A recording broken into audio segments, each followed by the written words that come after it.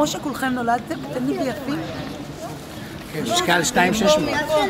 כמו הדת. כמו הדת. כמה זמן הרמתי אותה? יואו, איזה מה? יש לה ריח טוב כזה? יש לה ריח טוב? שיחה.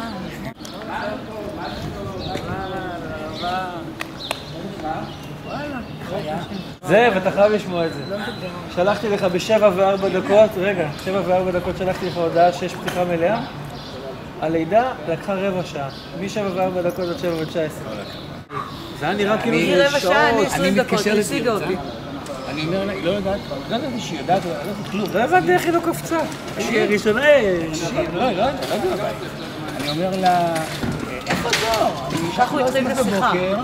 ודור ענה, יודעת מה קורה עם זו? אז אמרתי, כן, זו ישן בתל אביב, וזה... אוקיי, טוב, עד אז בלידה. זה ממש, הוא הזכף לי. זה כאילו שהיא לא יודעת, שלחתי לה את ההודעה. היא עשתה לידה טבעית, בלי פידורל, בלי שום דבר. עם הכדור שלה. עם הכדור.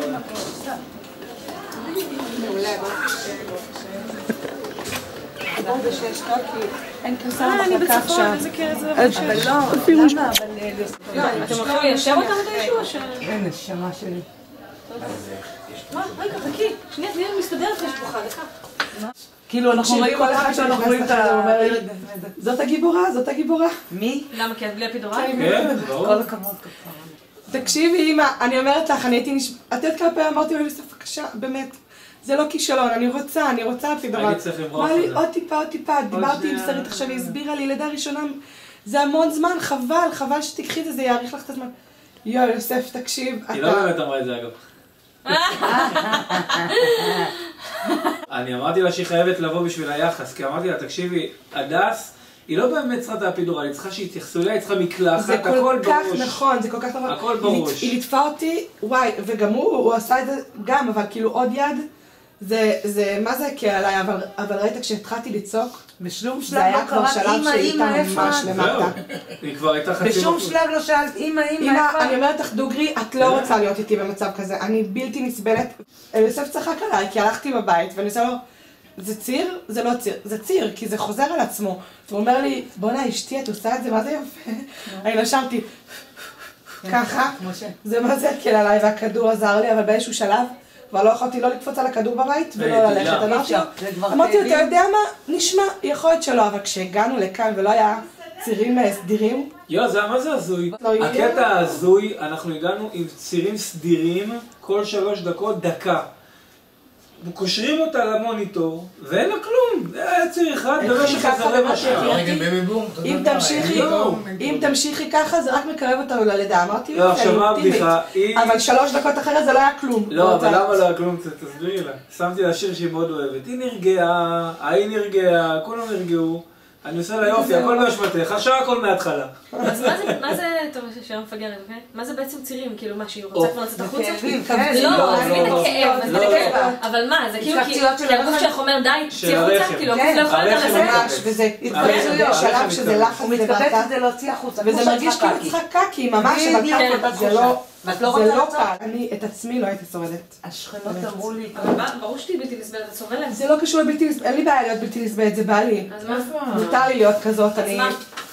הרמה של הכאבים והתפיסה, וכל שניה אני משתיקה אותו כי הוא פתאום אומר משהו שלא בא לי לשמוע עכשיו. אין, את לא יודעת. את לא יודעת, את באמת לא יודעת איך את, באמת, אין. שמו אותה עליי והייתי בהלם, היא כל כך קטנה, והיא קלה כל כך. יואו, אני כל אוכל הדבר הזה אותה. שגדל לך זה מדויק. ככה. כן, והקטע הכי מצחיק, שהרופא כשנכנסנו כאן, הוא אמר, הוא עושה כזה, הוא אמר פתיחה 3, ויוסף אומר לי, יואו, בשורות טובות, כי הייתי בטוחה שישלחו אותי הביתה בגלל שלא היה צירים סדירים. אמרתי, תודה לאל, והתחלתי לבכות מהתרגשות, ואז הוא אומר לי, הוא בודק את הבטן ככה, זה היה לא נעים בכלל. אגב, הבטן, זה מה זה מוזר. תקשיב, היה זמן שצעקתי, והיה בסדר שצעקתי.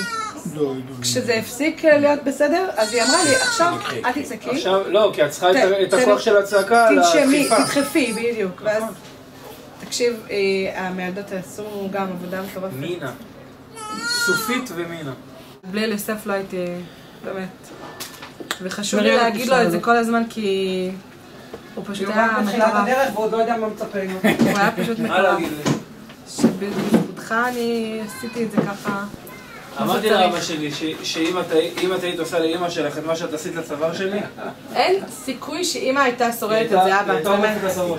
אני אומרת לך, אבא, אותי היא לא הייתה שורדת. ומשכה אותי, אני אומר לך, אני בא לי בקונטרה, אני מרגיש כבר פה כאבי תופת. כן, נשמע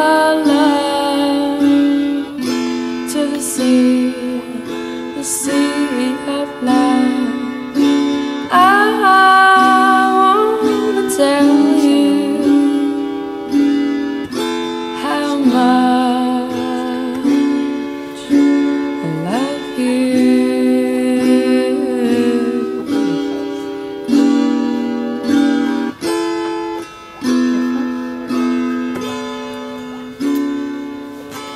Do you remember when we met?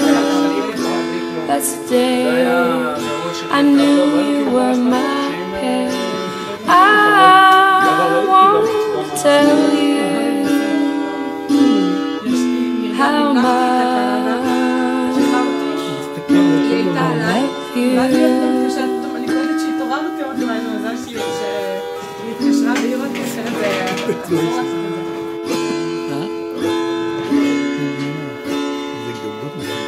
Come with הפצפונים, עכשיו me. פצפונים. הפצפונים, הם עוד לא מושלמים כאילו, אבל היא ממש יש לה הכל. כאילו היא לא מקוששת ולא היא לא בוחרת. בסדר, תשמע את כל הזה. מה היא רוצה? How much I love you.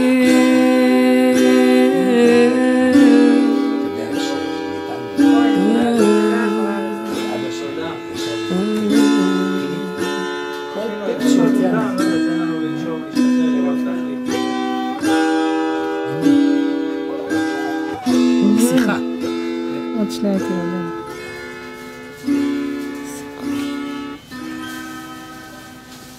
לילה טוב.